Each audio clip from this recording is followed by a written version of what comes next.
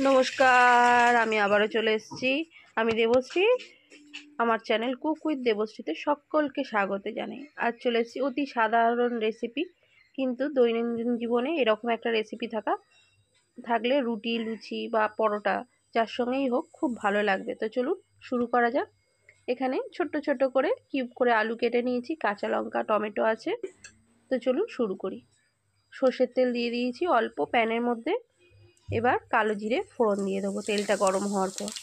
কালো জিরেটা একটু ভাজা হয়ে গেলে আলু আর কাঁচা লঙ্কা দিয়ে দেবো, দিয়ে অল্প নুন দিয়ে ভালো করে ভেজে নেব।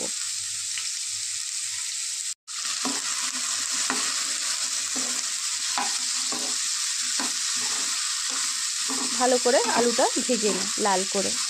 এই তরকারিতে খুব মশলা কম লাগে, কিন্তু খেতেও কিন্তু খুব সুস্বাদু আর খুব স্বাস্থ্যকর। টমেটোটা আমি ছোটো ছোটো টুকরো করে কেটে দিয়ে দিয়েছি একই সঙ্গে নুন দেওয়ার পর। চলুন ভেজে নিয়ে আসছি। ভাজা হয়ে গিয়েছে, খুব সামান্য একটু হলুদ দিয়ে দিলাম। হলুদটা কিন্তু আপনারা নাও দিতে পারেন, আমি শুধুমাত্র রঙের জন্য দিলাম। সুন্দর একটা রঙ আসবে তরকারিতে, সেই জন্যই। চলুন হলুদ দিয়ে একটু নাড়াচাড়া করে নেবো। নাড়াচাড়া করে জল দিয়ে দেবো।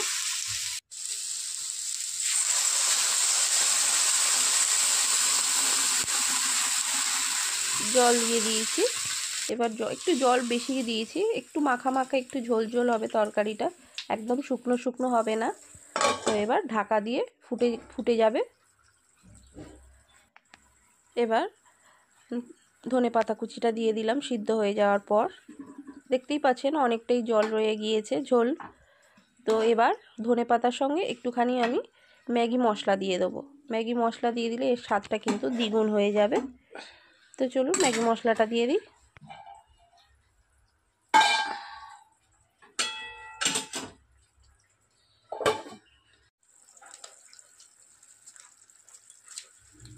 ম্যাগি মশলা দিয়েও কিছুক্ষণ রান্না করে নেব, এই 5 মিনিট মতো। তাহলেই কিন্তু তৈরি হয়ে যাবে আমার শীতকাল স্পেশাল আলুর তরকারি।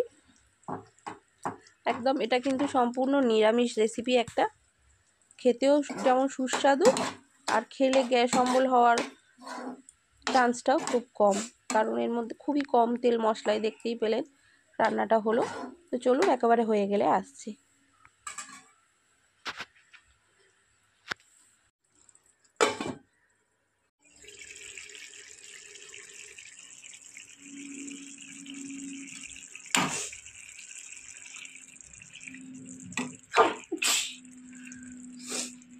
তরকারিটা একদম তৈরি হয়ে গিয়েছে, চলুন এবার নামিয়ে নিই। তো দেখতেই পেলেন কত সহজে তৈরি হয়ে গেল আমার আলুর তরকারি শীতকাল স্পেশাল। তো চলুন, রেসিপিটা যদি ভালো লেগে থাকে অবশ্যই লাইক, শেয়ার আর সাবস্ক্রাইব করবেন, আর পাশে থাকা বেল আইকনটা প্রেস করে দেবেন। তো চলুন আজকের মতো টাটা, দেখা হবে অন্য কোনো দিন অন্য কোনো রেসিপির সঙ্গে।